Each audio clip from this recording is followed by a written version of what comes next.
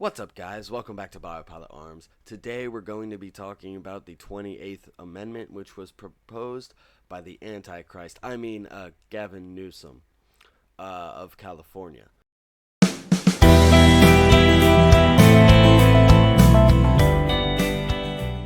Now, if you've ever seen Gavin, well, right here, dude, look at that guy. He looks like somebody who would be the Antichrist. Now, I'm not saying he's the actual Antichrist, but he is the Antichrist of gun control. You see, Gavin has proposed the 28th Amendment.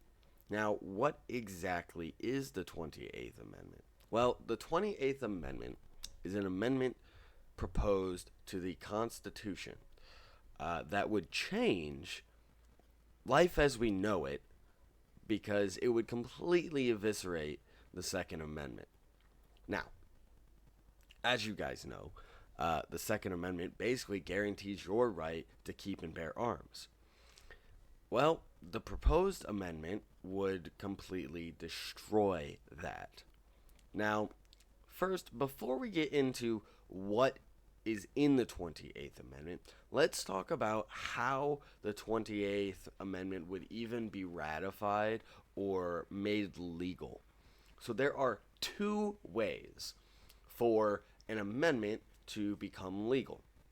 Now, the first way, so a convention to propose amendments to the United States Constitution, also referred to as the Article 5 Convention or Amendatory Convention, is one of the two methods authorized by Article 5 of the United States Constitution where amendments to the Constitution can be proposed.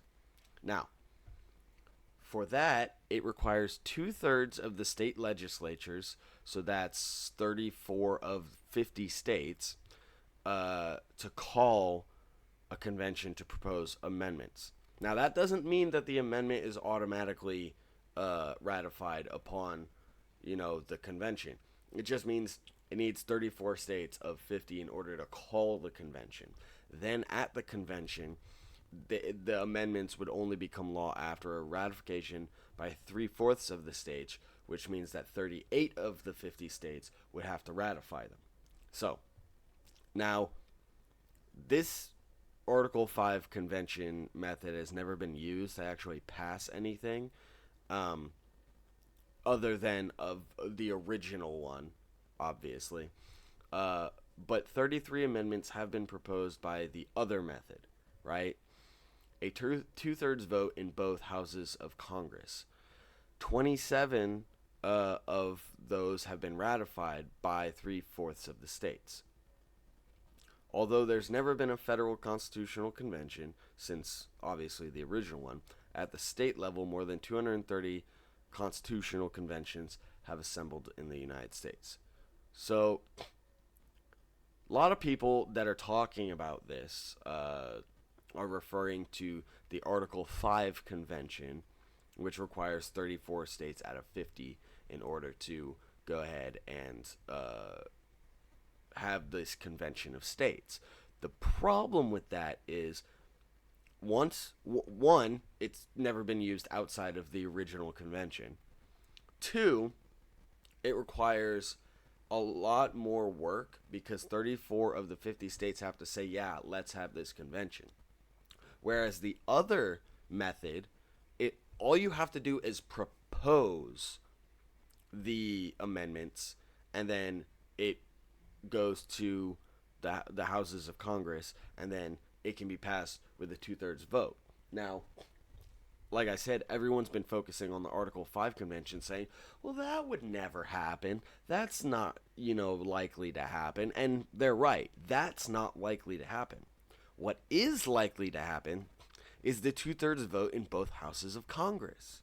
See, if the Democrats were to take control and have enough of a majority in both of those houses to get 2/3 votes with just their party alone, then yes, this amendment could pass. So within the next 4 to 6 years, we could be seeing a complete flip on both of the houses, right? What I'm saying is Gavin has proposed the 28th Amendment in the, I believe it's the California legislature, right? So he's already started the process of where it needs to go to eventually get to where it's voted on. Now, as I said before, because everyone's talking about the Article 5 version of, oh, it'll never happen, people are overlooking the fact that it could just go to a 2/3 vote by both houses of Congress. And if it's already going to the California legislature, we all know that California is probably going to go ahead and push this as much as they can. So, what needs to happen is in the coming years, you need to vote for those people who would not vote for this amendment at all. Okay? For instance, AK Jesus, Brandon Herrera, is running for Congress in Texas. He is somebody that would not vote for this. If you can vote for him, then vote for him. But he's just one of many because there are 50 states. So if you live in a state where you can vote differently, go ahead and vote for the... Even if they, like, look, I'm not saying vote Republican. Okay, what I'm saying is vote for somebody who you know or you have done the research on that won't vote for the 28th Amendment, which would eviscerate the second. So, now that we've kind of got that out of the way, let's talk about what the actual 28th proposed amendment would do. So, the 28th Amendment will permanently enshrine 4 broadly supported gun safety principles into the United States Constitution. They say broadly supported, but that's a lie. Okay, number 1 is raising the federal minimum age to purchase a firearm from 18 to 21, right? So, a lot of states right now, you can't buy a handgun before you're 21, but you can buy rifles, shotguns, long arms. This would completely remove that. You would not be able to buy any type of firearm until you were 21, okay? Second, it would mandate universal background checks to prevent truly dangerous people from purchasing a gun that could be used in a crime. Okay, what is a universal background check, and don't we already have those? No. So a universal background check, in essence, is private sales. This is looking to eliminate private sales because right now, anytime you go to a gun shop, you have to do the background check. But in many states, Texas is one of them, as long as I don't suspect somebody of being a felon and I have no reason to suspect that, I don't have to do a background check. I can sell them the gun. Now, most responsible gun owners aren't just going to sell to a random person without checking them out first or requiring a concealed carry license or something like that. I'm one of the people that doesn't even sell my guns. I'm a purchase-only person. But if I was to sell a gun, I would actually do due diligence on the person or only sell to family and friends. This would completely eliminate that at all. Now, the only way that they would be able to actually enforce this universal background check system would be to have a registry. Because how are you going to prove when I sold that gun to somebody? Was it before or after this amendment went into effect? Well, there would be no way to check that without a registry, which is why, if this was enshrined, they would go and get a registry. So, moving on to the third thing. Instituting a reasonable waiting period for all gun purchases. What does that mean? What is a reasonable period for gun purchases? Is that 1 week? Is that 28 days like some want? Is that a month? Is it more than that? There's no actual day set for this, so that's up to interpretation on a state by state basis. That's my assumption, at least. So there's that. The fourth one is barring civilian purchase of assault weapons that serve no other purpose than to kill as many blah blah blah blah blah blah weapons of war our nation's founders never foresaw. Okay. First of all, that's a lie. The founding fathers lived in an age where you basically had very primitive machine guns.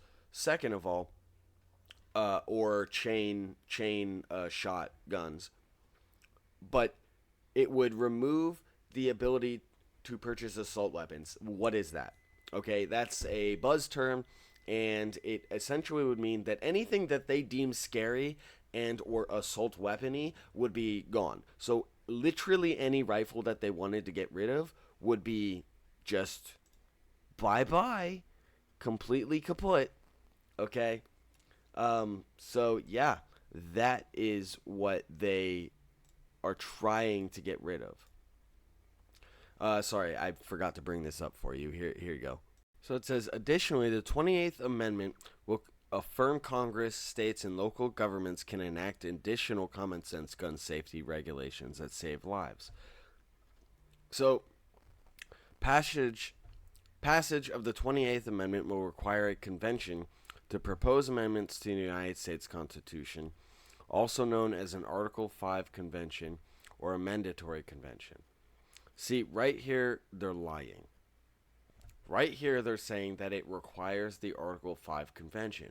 But, like I said before, it doesn't actually require that.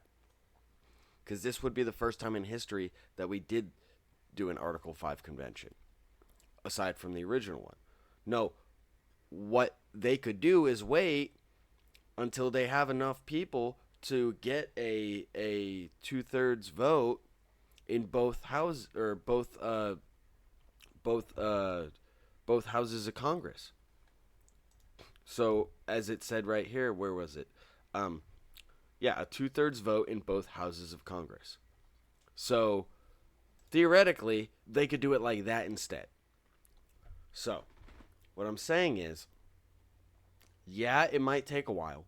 And yes, it's going to be a very long time before this gets to a point where it's something that actually is very concerning.